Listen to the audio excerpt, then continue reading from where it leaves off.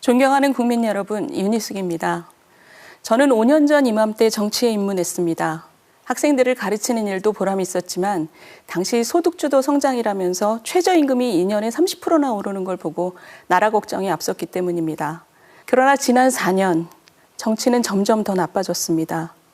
저희 국민의힘의 행태 역시 국민들께 머리를 들지 못할 정도였습니다.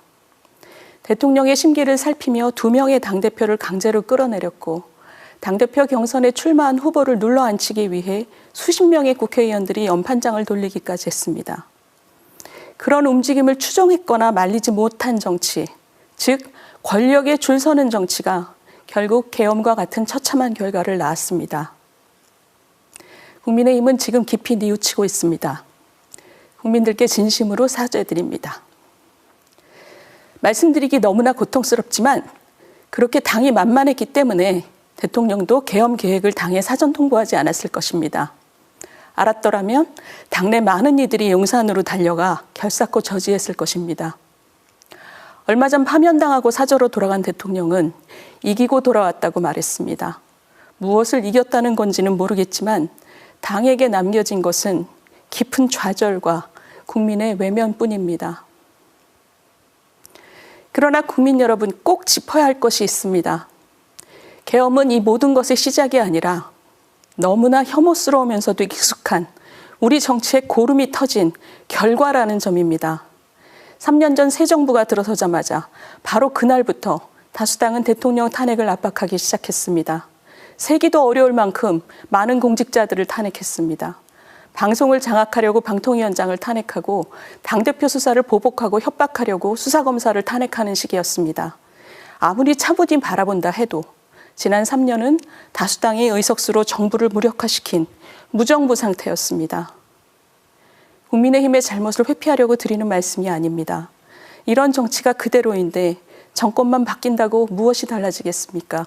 6월에 세워질 대한민국의 새 지도자는 징글징글한 정쟁을 뛰어넘어 국민 수준에 맞는 정치가 비로소 시작될 수 있도록, 그래서 한국 경제가 다시 한번 도약할 수 있도록 새 판을 까는 역할을 해야 합니다. 국가 정상화, 그리고 경제 안정입니다. 이를 위해 그는 첫째, 취임 첫날 당적을 버림으로써 1호 당원이 아닌 1호 국민임을 천명해야 합니다.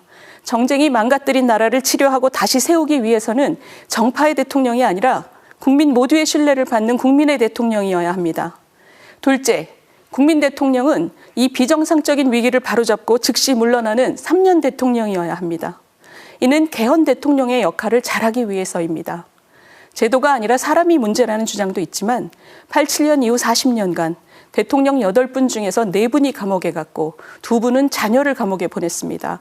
3분이 탄핵 소추를 당했고 2분이 파면됐습니다.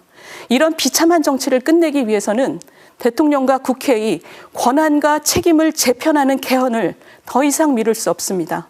셋째, 취임 즉시 거국 내각을 구성해 경제 안정화를 위한 노력을 쏟되 정쟁과 완전히 분리시켜 협력해야 합니다.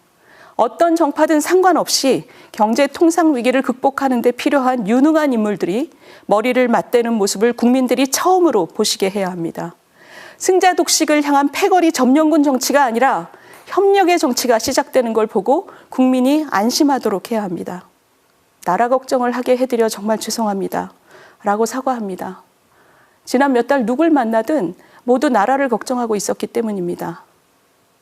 그런데 더 죄송한 것은 나라 걱정은 국민들만 하고 정작 정치인들은 이 혼란 속에서 자기 목 챙기는 것만 생각한다는 한탄들이었습니다. 그러나 어려운 때일수록 우리 국민은 힘을 합쳐 위기를 돌파한 저력을 갖고 있습니다. 그 저력으로 지금의 위기를 기회로 만들어야 합니다. 정치인들이 정치적 이득을 챙기는 기회가 아니라 국민의 몫으로 만들어야 합니다. 국민 수준에 맞는 정치, 그게 바로 우리 국민이 마땅히 가져야 할 국민의 몫입니다. 감사합니다.